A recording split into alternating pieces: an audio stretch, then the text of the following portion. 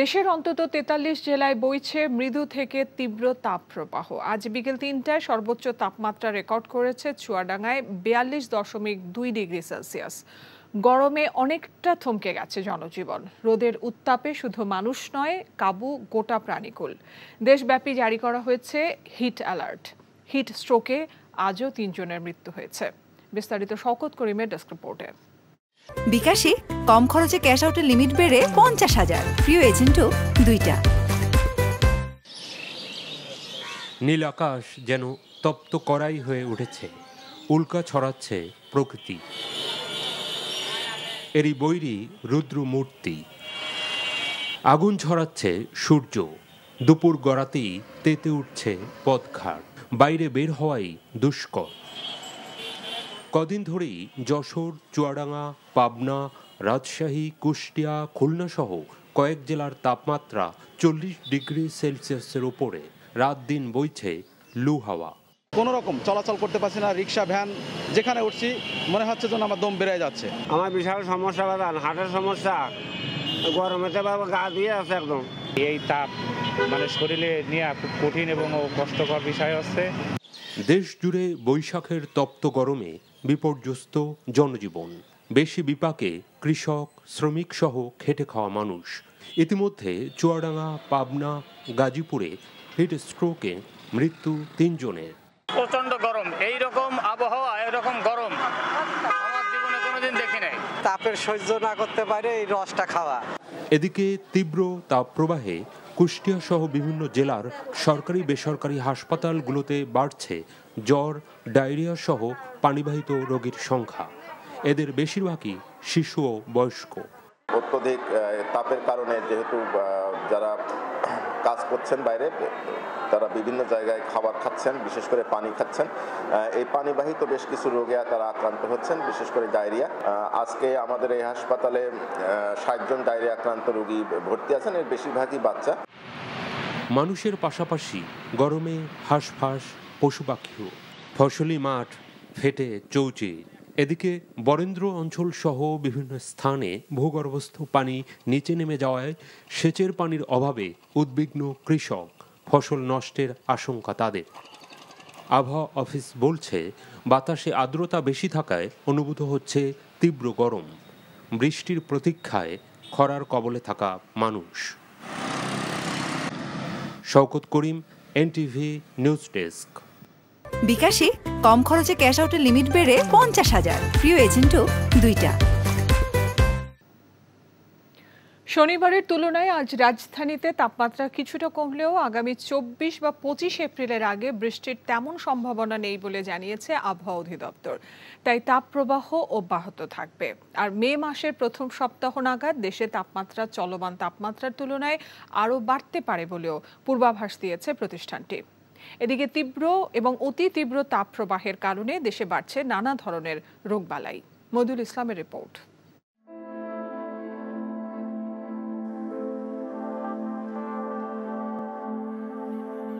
বৈশাখে গনগনে সূর্যের তীব্র তাপপ্রবাহে ওষ্ঠাগত মানুষ একটু ছায়া পেলেই আশ্রয় নেয়ার চেষ্টা।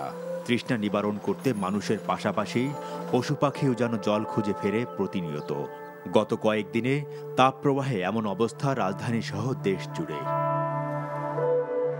যে রোদের জন্য তো বট গাছের নিচে আসে। টিপলে আইলে তৃতীয়বার এটা টিপলে যাইতে মন চায় না। আবহাওয়া অধিদপ্তর বলছে, বিগত কয়েক বছরে এপ্রিলে যে পরিমাণ বৃষ্টিপাত রেকর্ড করা হয় এবছর সেই তুলনায় অনেক কম। আর আগামী ২৪ বা ২৫ এপ্রিলের আগে রাজধানীতে তেমন বৃষ্টির সম্ভাবনা নেই বলেও জানিয়েছে প্রতিষ্ঠানটি। তাই তাপপ্রবাহ অব্যাহত থাকবে। রোববার দেশে সর্বোচ্চ তাপমাত্রা রেকর্ড করা হয় চুয়াডাঙ্গায় ৪২.২ ডিগ্রি সেলসিয়াস। আর রাজধানীতে সর্বোচ্চ তাপমাত্রা রেকর্ড করা হয় ৩৮.২ ডিগ্রি সেলসিয়াস। ২৪-২৫ তারিখে বিচ্ছিন্নভাবে হয়তো দু এক জায়গায় কিছু বৃষ্টিপাতের সম্ভাবনা আছে, তবে উল্লেখযোগ্য এরকম বড় আকারে কোনো বৃষ্টিপাতের সম্ভাবনা নেই। ফলে ২৪-২৫ তারিখে কিছুটা তাপমাত্রা কমতে পারে। আর এখন যে তাপমাত্রা আছে, যে তীব্র থেকে অতি তীব্র, এর পাশাপাশি কিন্তু এই যে তাপমাত্রা যেটা আছে সর্বোচ্চ তাপমাত্রা, সেটা স্বাভাবিকের চেয়ে ১ থেকে ২ ডিগ্রি সেলসিয়াস বেশি আছে। পাশাপাশি কিন্তু সর্বনিম্ন যে তাপমাত্রা অর্থাৎ রাতের যে তাপমাত্রা, সেটা কিন্তু স্বাভাবিকের চেয়ে ৪ থেকে ৫ ডিগ্রি সেলসিয়াস পর্যন্ত বেশি আছে।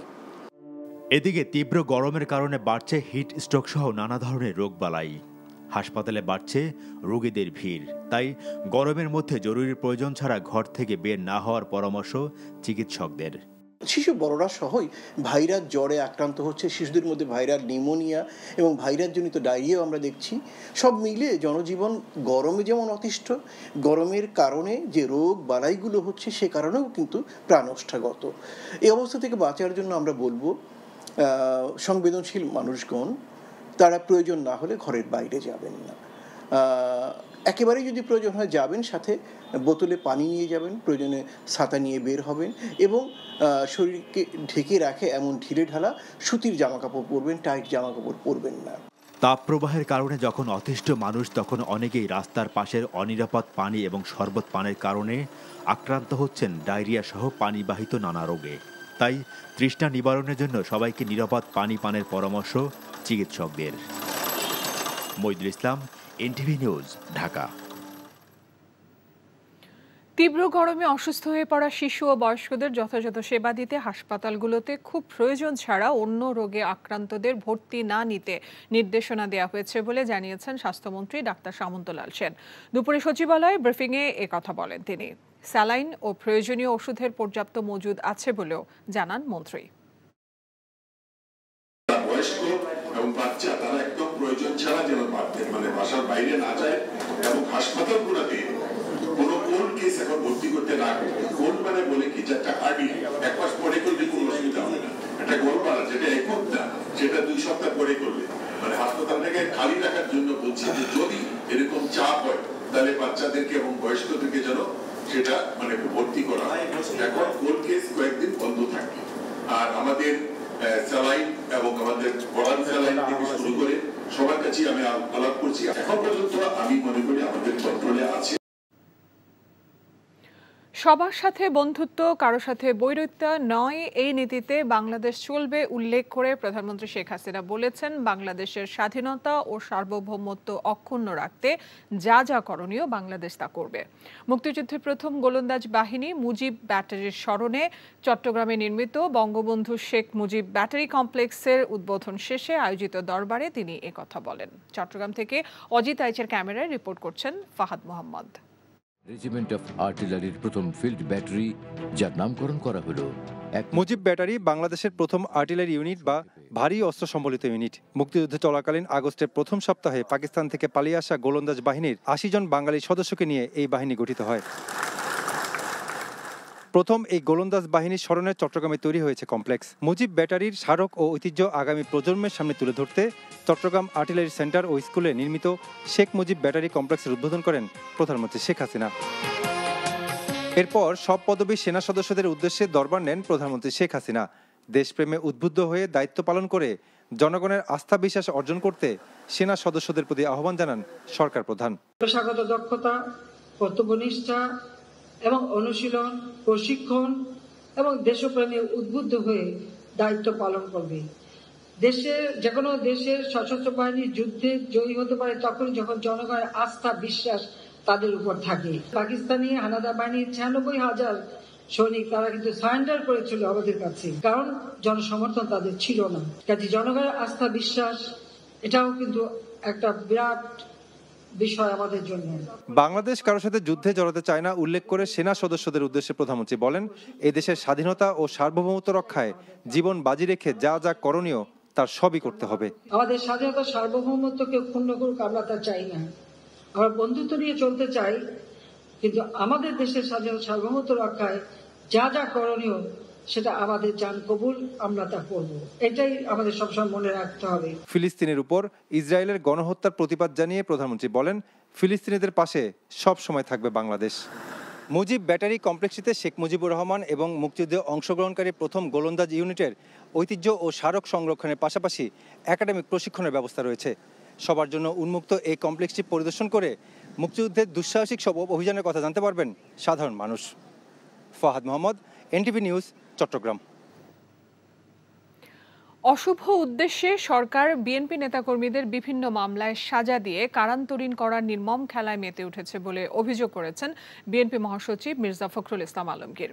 দিনাজপুর জেলা বিএনপির যুগ্ম সাধারণ সম্পাদক আব্দুস সাত্তার মিলন এবং ঢাকা মহানগর বিএনপির সাজাপ্রাপ্ত ২৭ নেতাকর্মীর জামিন নামঞ্জুর করে কারাগারে পাঠানোর ঘটনায় উদ্বেগ প্রকাশ করে এক বিবৃতিতে এই অভিযোগ করেন তিনি। এই ঘটনা আওয়ামী লীগ সরকারের চলমান অপকর্মের নিরবিচ্ছিন্ন অংশ বলে অভিযোগ মির্জা ফখরুলের। এই ধরনের জুলুম নির্যাতন বন্ধ না হলে দেশ চরম নৈরাজ্যের দিকে যাবে উল্লেখ করে বন্দী নেতাকর্মীদের মুক্তির দাবি জানান তিনি।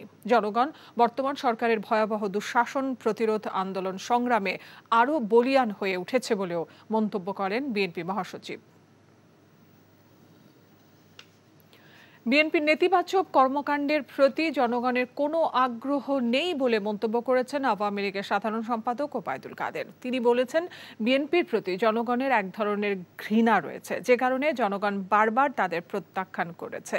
আজ গণমাধ্যমে পাঠানো এক বিবৃতিতে এসব কথা বলেন আওয়ামী লীগ সাধারণ সম্পাদক ওবায়দুল কাদের। বিবৃতিতে তিনি আরও বলেন, বিএনপির নেতারা তাদের দুঃশাসনের দুর্বিষহ দিনগুলোয় জনগণকে ফিরিয়ে নিয়ে যেতে চান। আওয়ামী লীগ অভূতপূর্ব উন্নয়ন, অগ্রগতি এবং ইতিবাচক পরিবর্তনের মাধ্যমে দেশ ও দেশের জনগণকে সামনে এগিয়ে নিয়ে যাচ্ছে, যা দেখে বিএনপির গাত্রদাহ হচ্ছে। বিভিন্ন সময় বিএনপি ও তার দোসরদের যৌথ উদ্যোগে প্রযোজিত পরিচালিত সব ষড়যন্ত্র ব্যর্থ হওয়ায় তারা আরও বেপরোয়া হয়ে ওঠার চেষ্টা করছে বলেও বিবৃতিতে উল্লেখ করা হয়। তারা দেশের জনগণের মধ্যে বিভ্রান্তি ছড়িয়ে উস্কানি সৃষ্টির পায়তারা করছে। বিএনপি মহাসচিব মির্জা ফখরুলের সাম্প্রতিক বক্তব্যের সমালোচনা করে আওয়ামী লীগের সাধারণ সম্পাদক বলেন, বিএনপি নিজেই রাজনৈতিকভাবে টালমাটাল অবস্থায় রয়েছে। দিন দিন তারা দেশ, রাষ্ট্র ও জনগণকে শত্রুতে পরিণত করে চলেছে। কাতারের আমির শেখ Tamim bin Hamad Al Thani 2 দিনের সফরে আগামীকাল ঢাকা আসছেন। গত জানুয়ারিতে সরকার গঠনের পর মধ্যপ্রাচ্যের কোনো দেশ থেকে এটি প্রথম উচ্চ পর্যায়ের সফর। আমিরের ঢাকা সফরের সময় 2 দেশের মধ্যে 6টি চুক্তি এবং 5টি সমঝোতা স্মারক সই হওয়ার সম্ভাবনা আছে বলে জানিয়েছেন পররাষ্ট্রমন্ত্রী ডক্টর হাসান মাহমুদ। সফর উপলক্ষে আয়োজিত এক সংবাদ সম্মেলনে তিনি জানান, চুক্তিগুলো হচ্ছে দ্বৈত কর পরিহার, আইনগত বিষয়ে সহযোগিতা, সাগরপথে পরিবহন, বিনিয়োগ উন্নয়ন ও সুরক্ষা, দণ্ডপ্রাপ্ত ব্যক্তিদের বদলি ও যৌথ ব্যবসা পরিষদ গঠন সংক্রান্ত চুক্তি।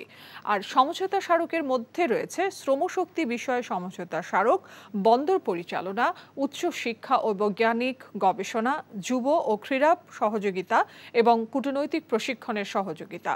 সফরের তাৎপর্য বিষয়ে পররাষ্ট্রমন্ত্রী বলেন, কাতার মধ্যপ্রাচ্যে বাংলাদেশের অন্যতম শ্রমবাজার, যেখানে প্রায় 4 লাখ বাংলাদেশি কর্মরত আছেন।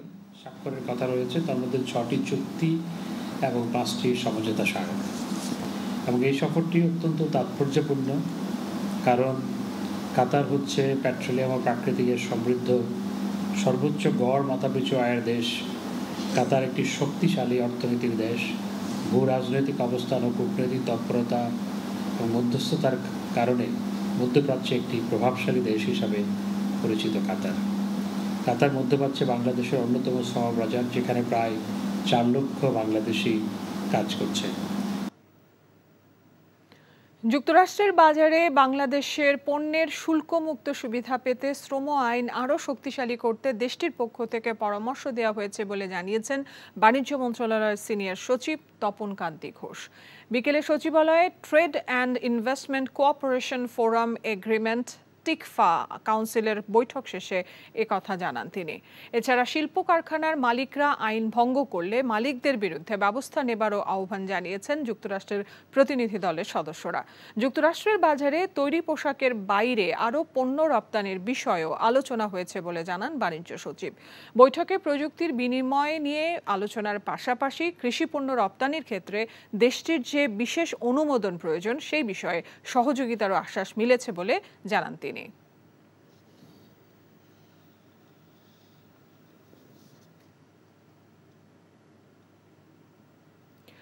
আসন্ন বোরো মৌসুমে সরকার ৩২ টাকা করে ধান, সিদ্ধ চাল ৪৫ টাকা, আতপ চাল ৪৪ টাকা এবং ৩৪ টাকা কেজি দরে গম সংগ্রহ করবে।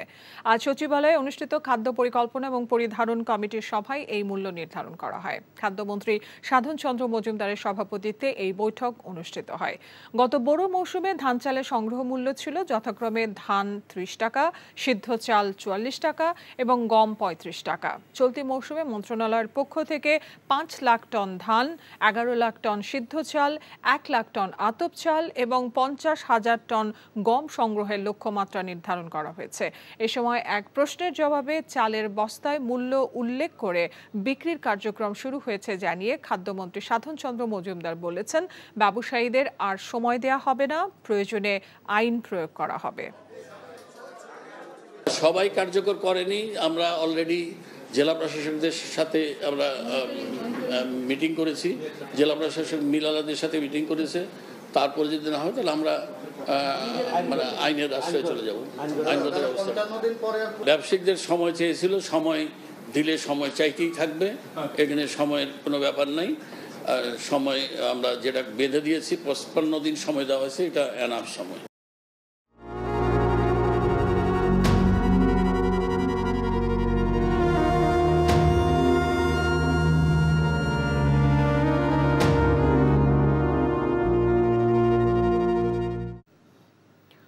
অনুমোদিত হাসপাতাল ডায়াগনস্টিক সেন্টারে যেখানে ভুল রিপোর্টের ছড়াছড়ি, সেখানে অনুমোদনহীন অবৈধ হাসপাতাল ও ডায়াগনস্টিকে পরীক্ষা নিরীক্ষা হলে অবস্থা কেমন দাঁড়াতে পারে? ভুয়া ডায়াগনস্টিকে রোগীদের নিয়ে আসার জন্য দালালও রয়েছে ছড়িয়ে ছিটিয়ে। স্বাস্থ্য অধিদপ্তরের সাঁড়াশি অভিযানেও কিভাবে চালু আছে অনুমোদনহীন প্রতিষ্ঠান? স্বাস্থ্য ব্যবস্থার নানা দিক নিয়ে ৫ পর্বের ধারাবাহিক প্রতিবেদনের ৩য় পর্বে পরীক্ষা নিরীক্ষার নামে অরাজকতার চিত্র তুলে ধরছেন শফিক শাহিন, ক্যামেরায় জামাল হোসেন। ইতালি প্রবাসী ফারহানা শেখের ছেলে আরাফাত রহমানের যক্ষা রোগ ভালো হয়ে যায় ৬ মাসের চিকিৎসায়। তারপরও আর কোনো জটিলতা আছে কিনা তা নিশ্চিত হওয়ার জন্য পপুলার ডায়াগনস্টিক ও প্রেসক্রিপশন পয়েন্টে পরীক্ষা নিরীক্ষা করা হয়। সেখানে আরাফাতের শরীরে ক্যান্সারের জীবাণু ধরা পড়ে। একই পরীক্ষা এআই খান ল্যাব ও বঙ্গবন্ধু শেখ মুজিব মেডিকেল বিশ্ববিদ্যালয়ে করানো হয়। সেখানে ক্যান্সারের অস্তিত্ব পাওয়া যায়নি। এমন দোটানায় সম্পূর্ণ নিশ্চিত হওয়ার জন্য দেশের বাইরে পরীক্ষায় ধরা পড়ে আরাফাতের ক্যান্সার হয়নি। প্রেসক্রিপশন পয়েন্ট থেকে স্লাইডটা নিয়ে পিজিতে রিভিউ করে, রিভিউ করানোর পরে ওখানে রিপোর্টটা ভালো আসলো।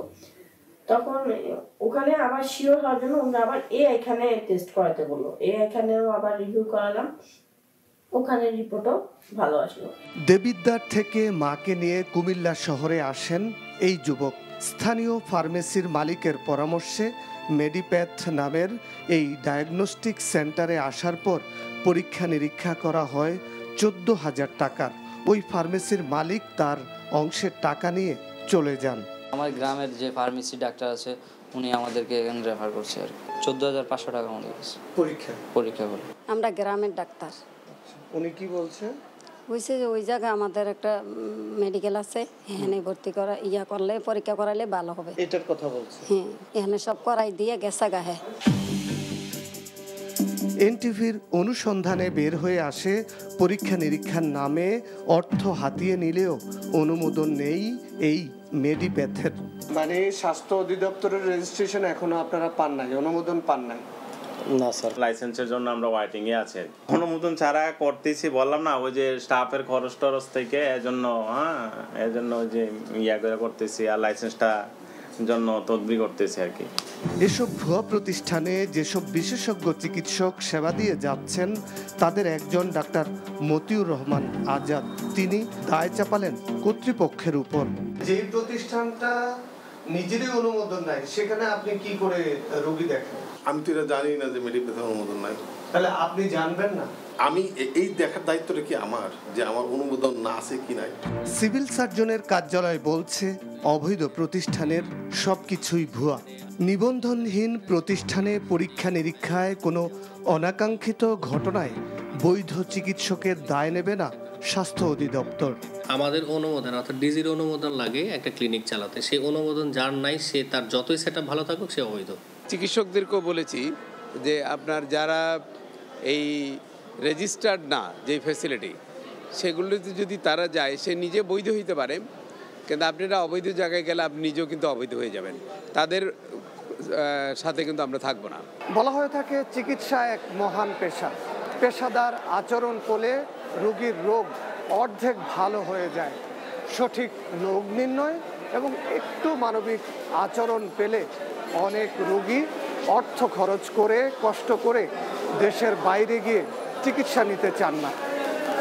Shafiq Shahin, NTV news, Dhaka. সংযুক্ত আরব আমিরাতের দুবাইয়ের আল হামরিয়াহ বন্দরে পৌঁছেছে জলদস্যুর কবলে থেকে মুক্ত হওয়া বাংলাদেশি পতাকাবাহী জাহাজ এমভি আব্দুল্লাহ। বাংলাদেশ সময় বিকেল 4টায় আল হামরিয়াহ বন্দরে পৌঁছায় জাহাজটি। KSRM এর প্রধান নির্বাহী মেহরুল করিম এনটিভিকে জানিয়েছেন, জাহাজটি দুবাই বন্দরের বহির্নোঙরে অবস্থান করছে। সব নাবিক সুস্থ রয়েছেন। আগের সিদ্ধান্ত অনুযায়ী 2 জন নাবিক বিমানযোগে বাংলাদেশে ফিরবেন, বাকি 21 নাবিক জাহাজেই ফিরবেন। জাহাজে থাকা কয়লা দুবাই বন্দরে খালাস হবে।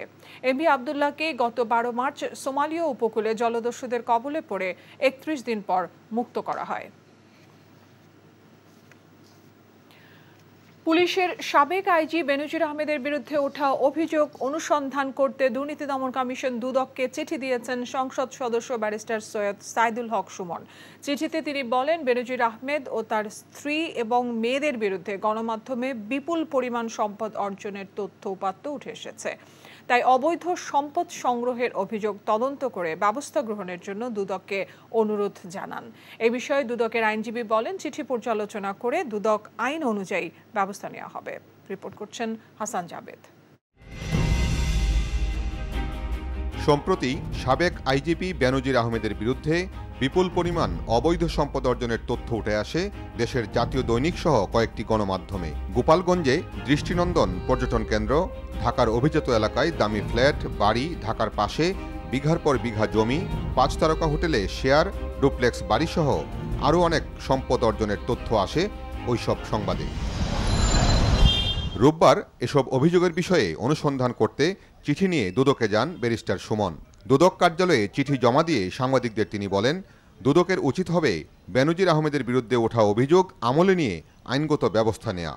ওনার 34 বছরের লাইফে ওনার বেতন সহ হওয়ার কথা 1,74 লাখ, প্রায় 2.5 কোটি, কিন্তু 2.5 কোটি তো ওনার বেতন যেতন মিলে আর ওনার মেয়ে আর বউ মিলে মাশাআল্লাহ প্রায় 100 কোটি। আরে ভাই, এত সম্পদের হিসাব আসলে একটা ইনকোয়ারির কথা বলবে না কেউ? দুদক আল্লাহ মাহবুব জানে নিজে স্টার্ট তো নিতেই পারে না, ধাক্কায় স্টার্ট হয় না। দুদক এটা বলবে না, ইনকোয়ারি করবে না, আরে ভাই একটা কাজ তো করো, এতগুলা বেতন নিতেছো, খালি এই যে কাজিয়ার ওই যে হিসাব রেজিস্টারের মামলা করার জন্য দুদক আসে নাই, আর বড় জিনিস দেখলে দুদক ছুটে যায়। দুদক আইনজীবী অ্যাডভোকেট খুরশিদ আলম খান বলেন, দুদক নিয়ম অনুযায়ী কাজ করবে। চিঠি হাতে পাওয়ার পর কমিশন অনুসন্ধানের বিষয়ে সিদ্ধান্ত নেবে। দুর্নীতি দমন কমিশন দেখে যেই এলিগেশনটা আসবে, যেই অভিযোগটা আসবে, সেই অভিযোগটা তার ধর্তব্যের মধ্যে আছে কিনা, অর্থাৎ তার তফসিলভুক্ত অপরাধের মধ্যে পড়ে কিনা, নাম্বার 1। নাম্বার 2, কমিশন দেখবে যেই ডাটাগুলি দিয়েছে সেই ডাটাগুলি ওনারা নিজেরা এক্সামিন করে এটা সত্যতা কতটুকু। যদি সত্যতা পায় অবশ্যই কমিশন আইনানুগ তার বিরুদ্ধে যা করার সেটা অবশ্যই করবে। দুদকের এই আইনজীবী বলেন, কোনো ব্যক্তি বিবেচ্য বিষয় নয়, দুর্নীতির অভিযোগ পেলে এবং তথ্যপত্র পাওয়া সাপেক্ষে অবশ্যই দুদক ব্যবস্থা নেবে। Hasan Jabed, NTV news, Dhaka. Supreme court আইনজীবী সমিতির সভাপতির দায়িত্ব গ্রহণ করায় ব্যারিস্টার AM মাহবুব উদ্দিন খোকনকে অব্যাহতি দিয়েছে জাতীয়তাবাদী আইনজীবী ফোরাম। সুপ্রিম কোর্ট আইনজীবী সমিতির নির্বাচনে সভাপতি পদে বিএনপি জামায়াত সমর্থিত মাহবুব উদ্দিন খোকন নির্বাচিত হন।